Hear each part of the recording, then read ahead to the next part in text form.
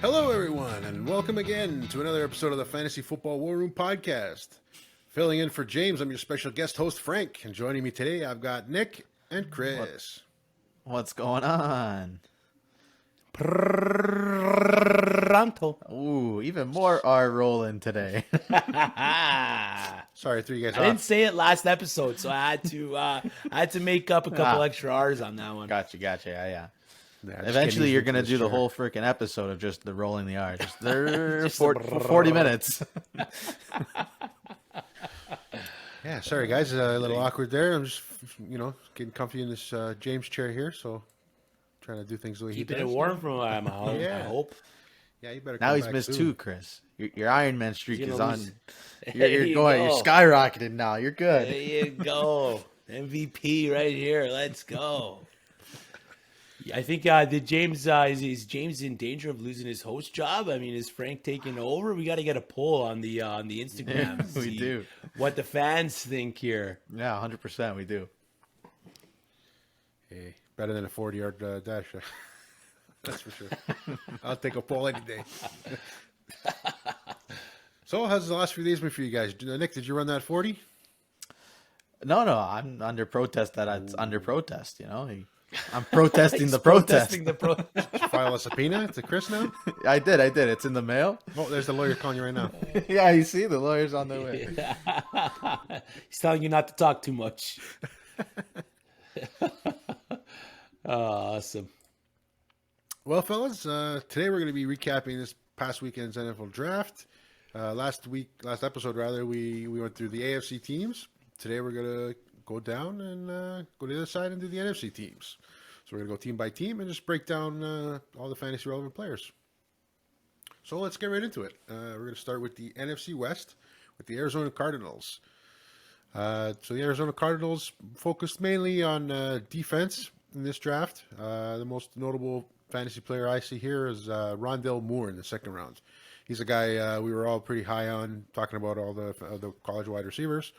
And he's one of my favorite. What do you guys think Rondale Moore can do in the Arizona offense?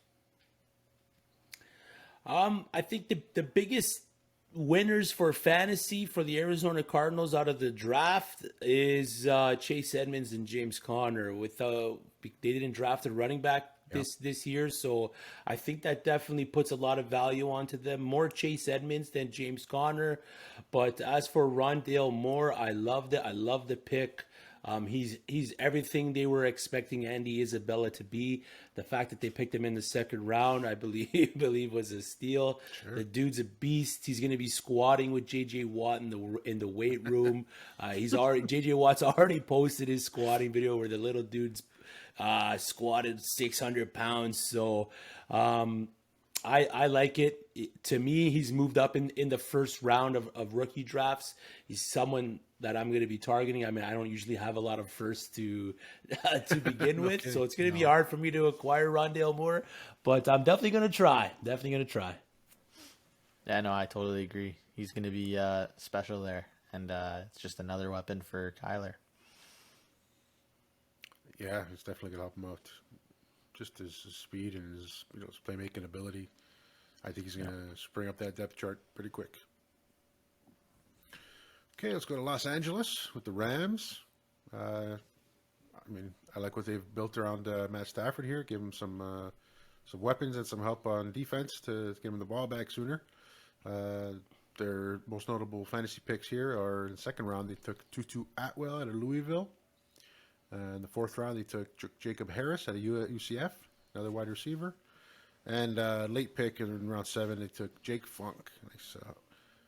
Sounds like an old school wrestling name. I love it. Tutu's another guy, much like Rondale Moore that we talked about quite fondly. I think he'll be a nice little gadget for Matt Stafford. What do you guys think?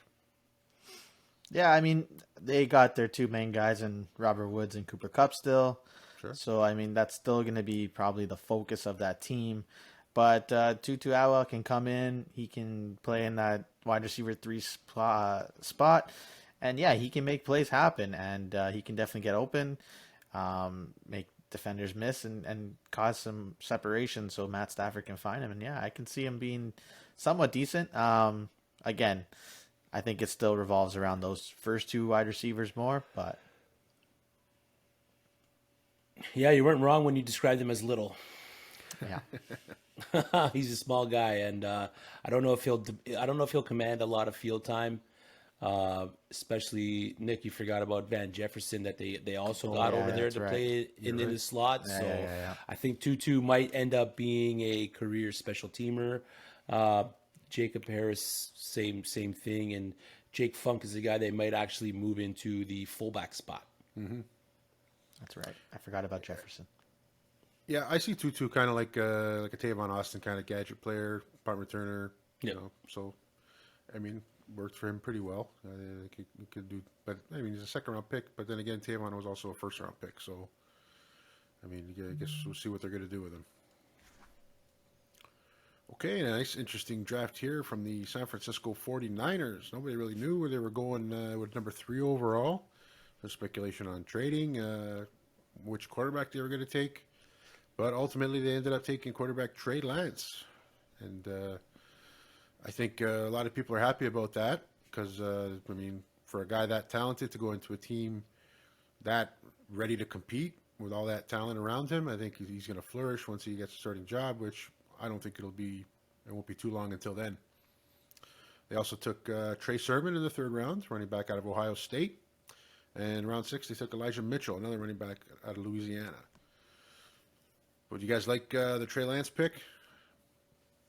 Loved it. Love the Lance pick. I think he fits that offense the best, being able to move that offense. They're looking for a quarterback that's mobile. They're looking for a quarterback that can get out of the pocket and make plays with his feet. And Trey Lance fits that mold. It was Trey Lance from the beginning. It was always Trey Lance. We kind of called it in here, boys, when we said that the Mac Jones visit and all the talk surrounding that was a bit of a smokescreen. There was no way that they were going Mac Jones. He didn't fit the style of offense that they run there. And I love the Trey Sermon pick, man. Trey Sermon, I mean, the backfield isn't that crowded there. I know they got Mostert, but he's 28. And he can't stay on the field, and they got Jeff Wilson Jr., who had a good year at the end of the year last season. But I think with the addition of Sermon, man, he's definitely gonna be the guy he's gonna demand a lot of playing time in that backfield. He's a guy that I'm willing to move up to try to acquire and maybe reach for him a little earlier in the drafts. Interesting. And Elijah Mitchell's more depth then. Special teams. Because For me, at least, the way I see it, yeah. You think Sermon technically, I don't know if he'll pass Mostert this year, but you think he passes Jeff Wilson? I think so. I think so. I think he's more of a physical runner. He's gonna hit the hole. When you watch the tape of him in Ohio State, man, he was a downfield guy. So he's gonna be the guy that I think that they're gonna count on. From he might not get it right away because you said they do have the factor of Mostert there in that backfield, and he's still a serviceable back, but he's definitely going to be a guy that in the future the 49ers are going to lean on. Yep. I think he'll definitely be in a spot, especially because Shanahan loves to play committee-type running backs. So he definitely likes to use all of them. So I definitely agree. Okay, the last team in the NFC West here is the Seattle Seahawks. They only had 3 picks. They selected wide receiver Dwayne Eskridge out of Western Michigan in the 2nd round. They ended up signing Tamorian Terry, a guy that I like, as an undrafted free agent. Surprised that he was even a late pick. I mean, you guys have anything to say about either of those two guys? Eskridge does add into that wide receiver help that they need. They still have, of course, DK and Lockett, but they did lose David Moore, I believe, and so now he can step in and sort of take that type of role. I'm not really happy that they didn't really totally help Wilson in that offensive line. So, I mean, you can give him all the weapons he wants, but if you don't help that offensive line, I mean, you're screwed. So that's not the best thing that I could see Seattle doing. But I mean, hey, if Wilson keeps finding a way to, make plays, extend the plays, then yeah, it could be a big pickup. Yeah, look for Eskridge in your rookie drafts. He's one of the better route runners coming out of the class. So, like Nick said, the Seahawks lost David Moore, so I think he's going to fit right into that slot position into Seattle, and he may even end up being the best route runner on that team. Probably. Okay, let's head over to the NFC East. For Nick, your Dallas Cowboys were very busy during this draft. They had probably the most picks out of anyone. I think they had 12 or something like that. But, you know, you're probably happy about this. They mostly went defense. It's Picking about up guys time. like Micah Parsons, Calvin Joseph. The only offensive player they drafted was wide receiver Simi Fehoko out of Stanford in the 5th round. Everybody else was just building up that defense, which they need. They were busy signing undrafted free agents as well, signing a number of them, including 3 wide receivers. You got Brandon Smith out of Iowa, TJ Vasher out of Texas Tech, Osiris Mitchell out of Mississippi State, running back Brendan Knox out of Marshall, and tight end Artavius Lynn out of TCU, and Nick Eubanks out of Michigan. So, I mean, they were busy, but I think they wanted their cornerback in the 1st round, but Yep. Denver had other plans. So I think they did really good there, picking up Micah Parsons. I mean, he's a stud. Nick, you have anything you want to say about the Cowboys? Yeah, no, like you said, I'm just glad they went defense finally. The offense is there. We all know that. So I don't think they needed to worry about offense. So it's good that they're taking that defensive route. It would have been nice to see a Patrick Surtain or a J.C. Horn, but unfortunately, you know, those teams ahead decide other plans. So yeah, what they got for Parsons, that falling that far, I like it still. I think he's going to be good. A little worried on Calvin Joseph, but we'll see how it goes. Hopefully, he can develop into something good.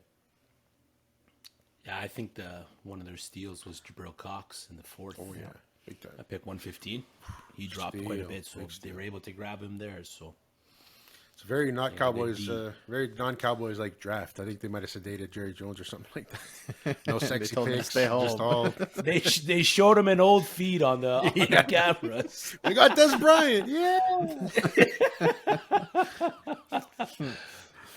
Nothing sexy about this draft, other than the fact that it bolsters that defense.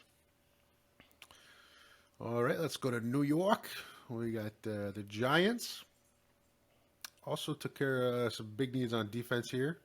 But 1st round, they took wide receiver Kadarius Toney out of Florida, probably after missing out on Davonta Smith after he was sniped by the Eagles, leapfrogging them. But that's a pretty good consolation prize, don't you say, Chris? Negative. No? You like Davonta Smith over I don't Toney? like Tony at all. No? I don't like either of them. I know But that. I'm just happy that he didn't end up on the Saints. That's true. I was really happy. If you guys watched on the live, man, I was adamant that the Saints were gonna pick him, and I was gonna be so disappointed. I'm not a Tony guy. As good as he was in college, I mean, he had one good year in a good offense, but again, man, he's just too small. He's just like he's a running back playing wide receiver. I see him in the gadget plays and stuff like that, being successful in those kind of situations. But as for an elite wide receiver or a top end wide receiver, fantasy wise, you know what I mean? I've been wrong before and I might be wrong, but I just don't see it. Yep. All right. Let's head over to Philly. Where, like we just mentioned, they traded up with the Cowboys, leapfrogged the Giants to take wide receiver Davonta Smith, 10th overall. In the 5th round, they took running back Kenny Gainwell out of Memphis, another guy that we talked about quite a bit in the running back episodes. Do you guys like Kenny Gainwell? I mean, like I talked about in that earlier episode, he is a dual threat running back. He will find a way, I think, to see field time and see some plays in that offense. Will it be a lot? Probably not. Like we said, he's not going to be a huge time RB like the standalone, especially with Sanders still there. So I don't see that, but definitely I see him being used. As for Smith, though, I think that's the fit that they were looking for there. That just adding another piece with Jalen Reagor for Jalen Hurts. And I think that's the guy they wanted. Honestly, they moved up in the draft to get him so that New York couldn't.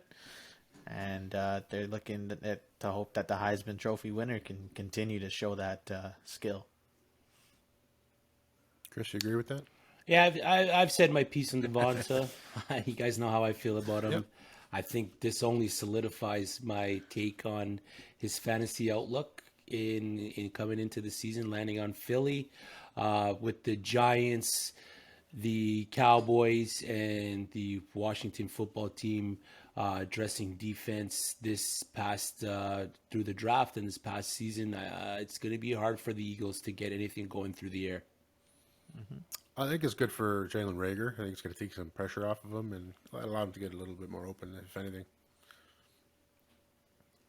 Hope you pick him, Frank. Reagor or Davonta? Just so I can point at you and be like,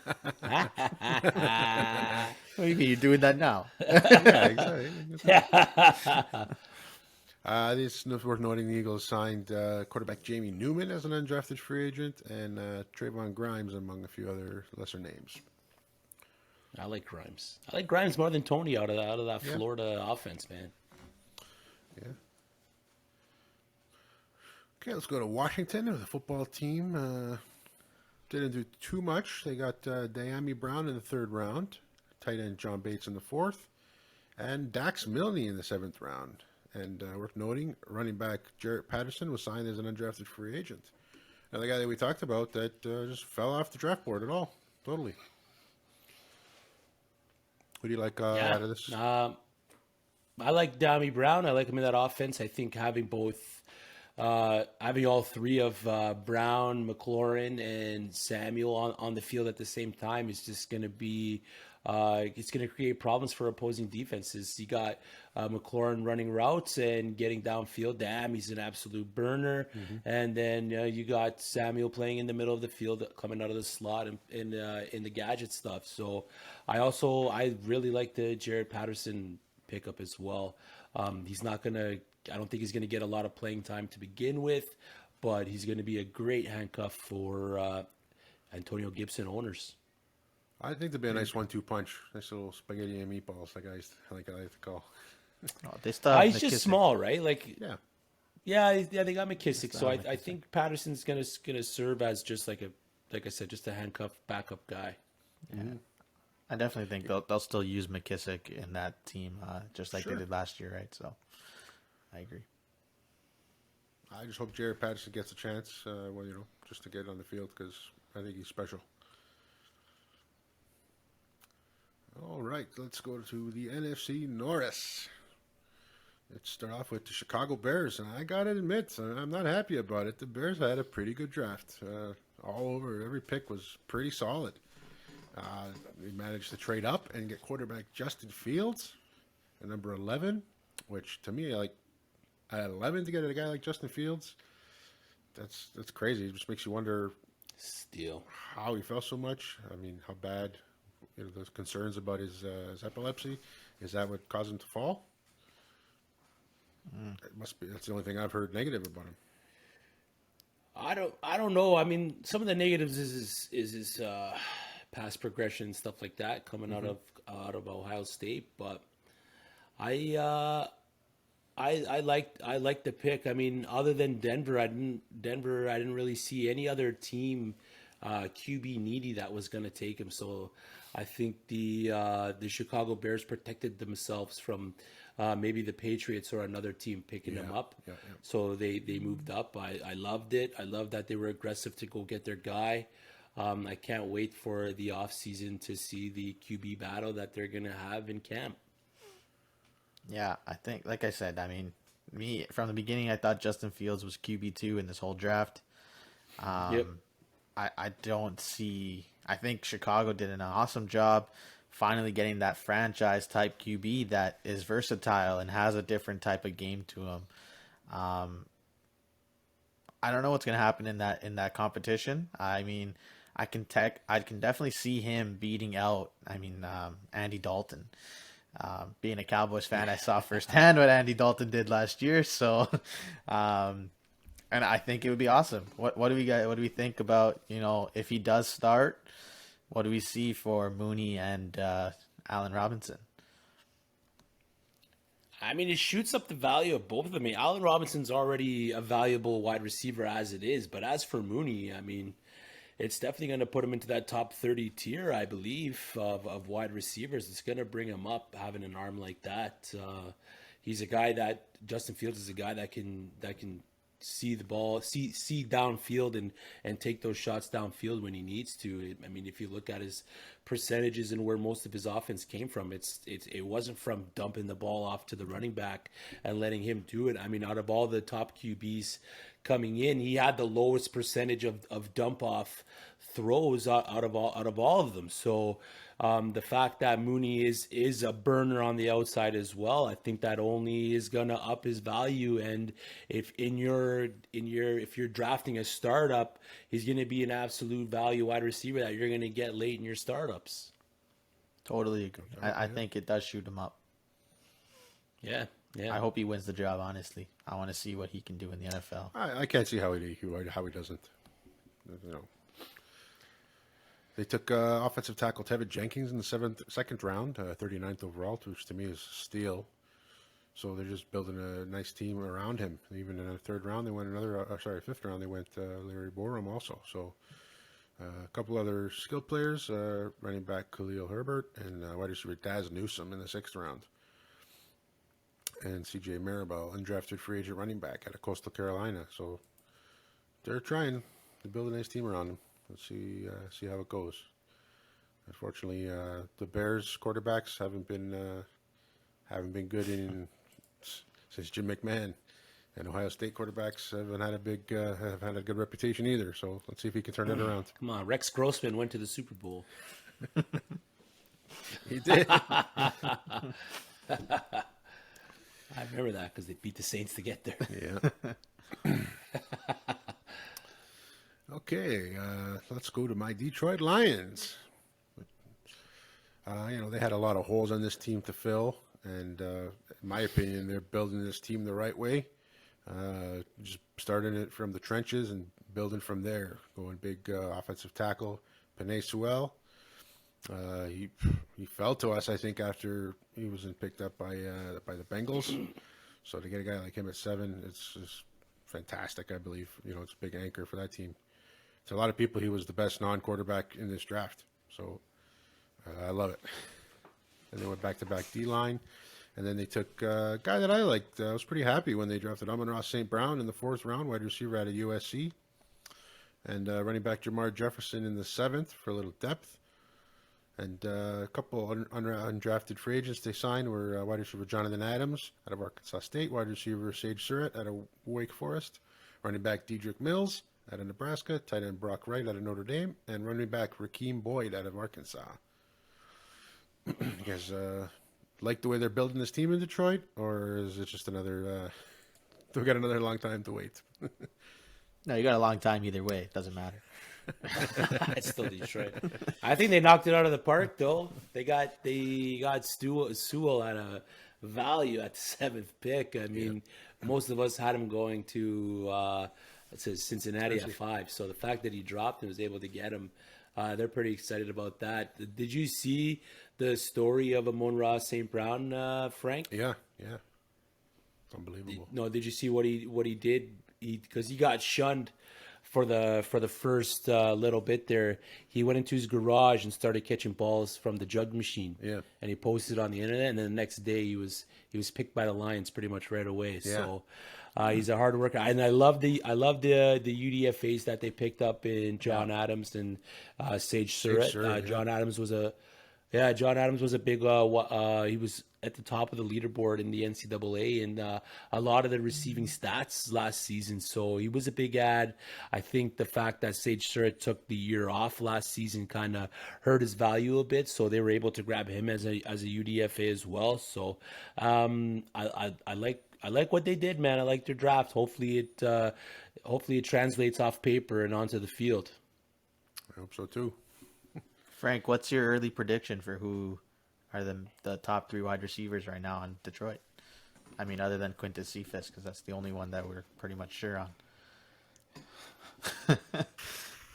I think the guys they have right now are going to be the starters right now. They'll probably work Amon-Ra in. They'll probably, won't take long for him to get the slot receiver role. I mean, they could be one of those teams that keeps 6 or 7 wide receivers. These young guys, just just Jonathan Adams, Sage Surratt, and Amon-Ra St. Brown. I'd be happy if they made the team. I don't see how they can't, based on who they have now. So okay. I think you got the veterans at top at the beginning of the season, and then let these guys work their way into the lineup, and then play the hot hand and see who's doing the best with the targets. Cool. Now we get to talk about your favorite team. Yeah, the Green Bay Packers. They didn't really do much on the offensive side of the ball here, which has got to make Aaron Rodgers even happier. Opting to go cornerback in the first round, and they took a center to fill the loss, Ryan Lindsley in the second round. Third round, they did draft the wide receiver, Amari Rodgers out of Clemson. And then they just went defense, a couple offensive tackles until the 7th round, where they took running back Kylan Hill. They signed Bailey Gaither, wide receiver out of San Jose State, as an undrafted free agent. What do you guys think? Nothing really eye-raising to me from the Green Bay's draft. No, not much. No. Like you said, made Aaron Rodgers even more upset, I think. Not giving him any more pieces than he wanted. But other than that, nothing crazy. I like the Amari Rodgers pick. I think he's going to plug right into that offense over in Green Bay. Move him up into the second round of a rookie draft. I think his previous ADP was around late 3rd, so he definitely moved up in my books. Even if he's got Jordan Love playing? Yeah, I mean, Jordan Love, Aaron Rodgers, whoever they got back there, he's definitely a guy that I'm going to target, man. He's a speedy, route-running wide receiver, and he's a bit on the older side. He's coming in as a senior, and the fact that wide receivers take a little later to take a little longer to develop. The fact that he is coming in as a senior coming out of Clemson, he's gonna already know how to absorb advanced playbooks and stuff like that. So I'm looking forward to adding Amari Rodgers on a lot of my teams. Okay, I have to make some notes if I got any picks ahead of you.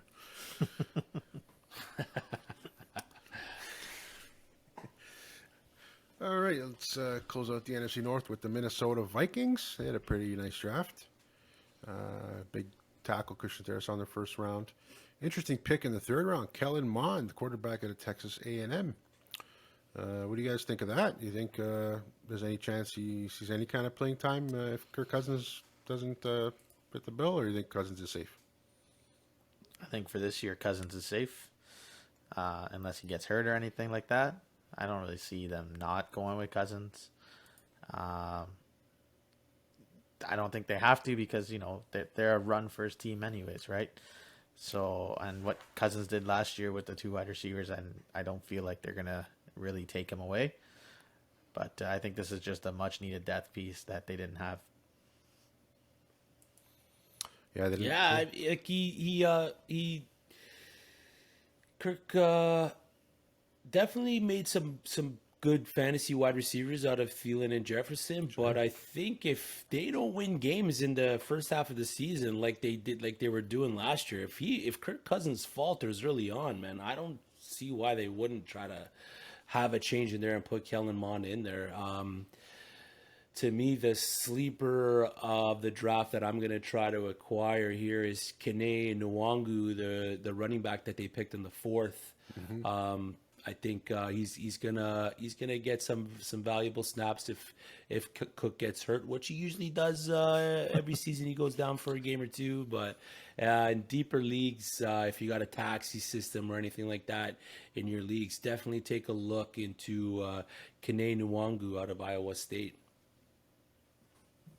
Yeah, there's like a couple pass catchers as well in the fifth. Wide receiver Emer Smith-Marset out of Iowa.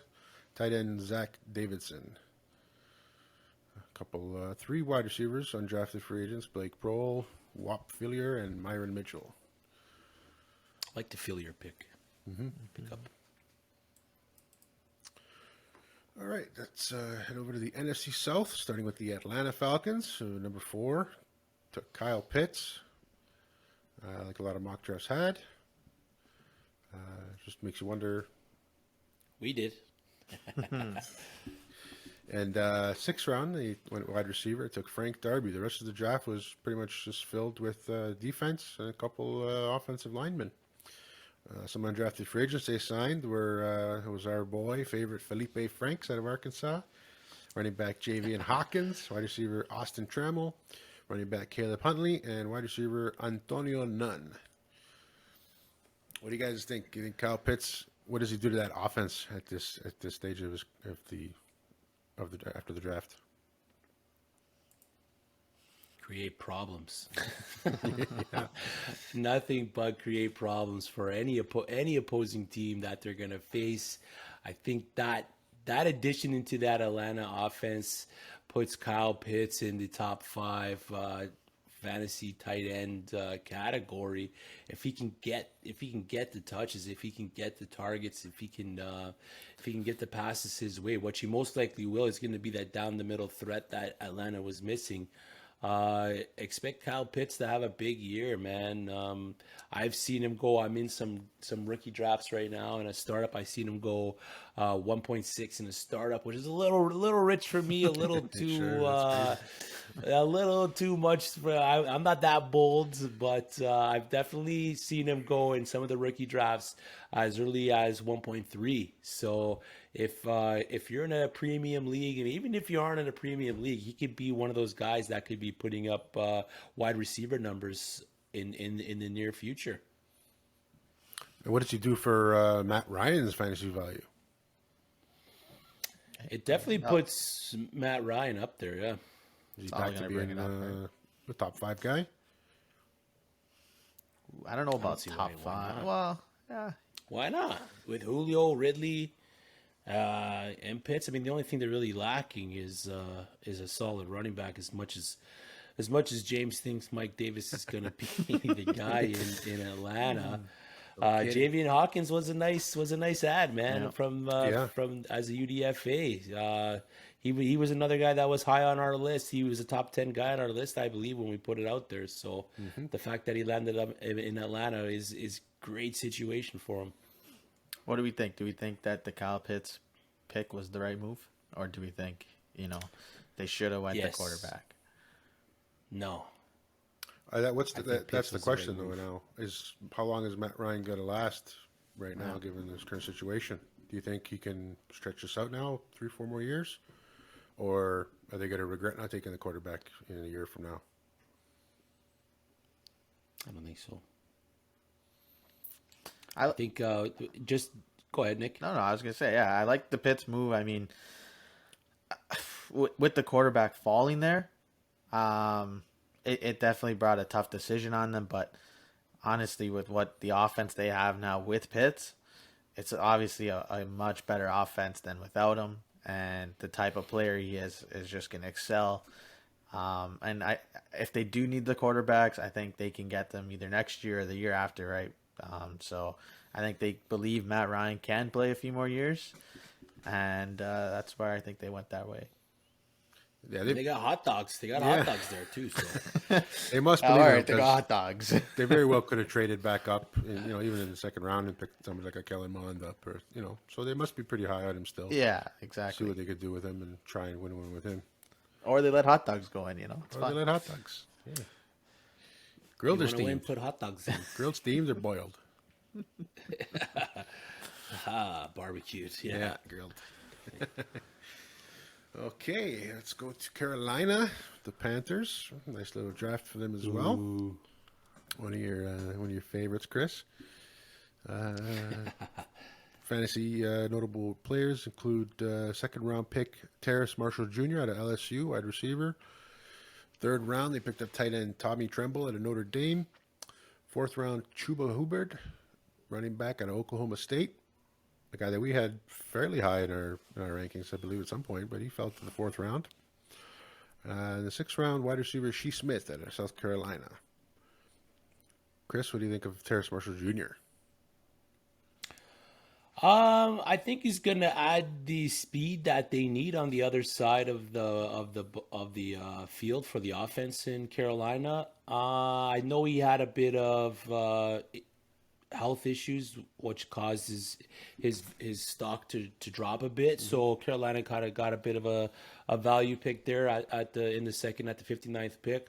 The pick I love the most, I think, for Carolina fantasy wise is Tommy Tremble. He's personally for me in the 3 to 4 ranked tight end coming into the class. The fact that he's an absolute stud blocker only bodes well for Christian McCaffrey moving forward.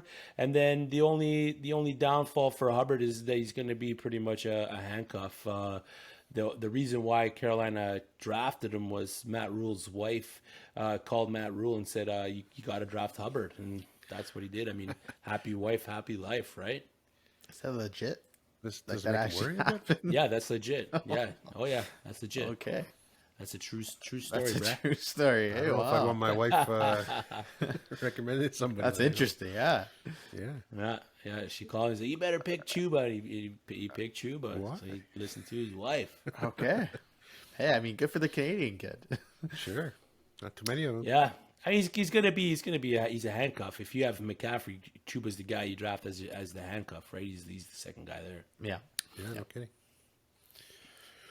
All right, Chris, and we got to go to New Orleans for your Saints. We could skip them. Quiet draft. There's 6 picks. Yeah, they didn't do much fantasy wise. Yeah. No, they picked up quarterback Ian Book out of Notre Dame in the 4th. I don't know too much about him. Do you know anything about him? I know he's the winningest QB in Notre Dame history, so that shows you that he's a winner and he can definitely sling the ball. He is gonna come in and be part of the QB competition. Out of the reports that I've heard, I don't think he'll be starter right away. He'll be a guy that you're gonna if you draft him, you're putting him on your taxi, or if you have a deep bench, he's just sitting on your bench for the day that hopefully he starts. He could possibly end up as the QB2 in New Orleans if something was to happen to Taysom Hill or Jameis Winston. But as for now, he's the QB3, special teams guy, practice squad guy. I don't see him holding any fantasy value in the near future. Sounds like it could be an interesting project for Sean Payton. Maybe something down the line. You never Yeah. know if he molds him to something he likes. Yeah, down the line, yeah. Yeah, If Peyton's still there. yeah, that's true. It's been there quite a while. 7th round, you guys picked up Kawan Baker, South Alabama, wide receiver, and Stevie Scott out of Indiana, running back as an undrafted free agent. Anything else you want to add, Chris? I hated their draft. We can move on. What's They should have picked Tony. I mean, they had the opportunity to pick Owe or Owosu Koromoa Yeah. in the first, but they picked Peyton Turner, man. I didn't understand it. I mean, we didn't really need the edge guy with Jordan and Davenport there. I was hoping they went linebacker or a corner in that spot. I mean, most of the good corners were taken off the board, so they kind of couldn't go that way. But I personally didn't like the draft at all for my Saints. I don't think Yeah, what's Turner was on jamming? any, mocks or anything. Like I didn't even They have do that him, every year, right? Just nowhere to be Dude, found. they did it with Davenport. Yeah. Davenport was a surprise. Last year they picked Cesar Ruiz, the center. He was a surprise pick, and now Peyton Turner and Pete Werner. I mean, it was a little disappointing. I was hoping they would address the wide receiver a little earlier and get one of the topper ranked guys, but it is what it is. Go Saints. Very well. Okay, and to finish it off, the Super Bowl champion Tampa Bay Buccaneers. Pretty defensive heavy on this draft. Only 2 fantasy notable names. quarterback Kyle Trask in the second round. Very interesting pick, I believe. I don't know if you guys agree with me or not. But fourth round wide receiver Jalen Darden out of North Texas. Were you guys surprised with the Trask pick here? Not really surprised. I mean, Tom Brady says he wants to play forever, but he's got to end eventually. So He's got to stop playing sometime. he's got to stop somewhere, right?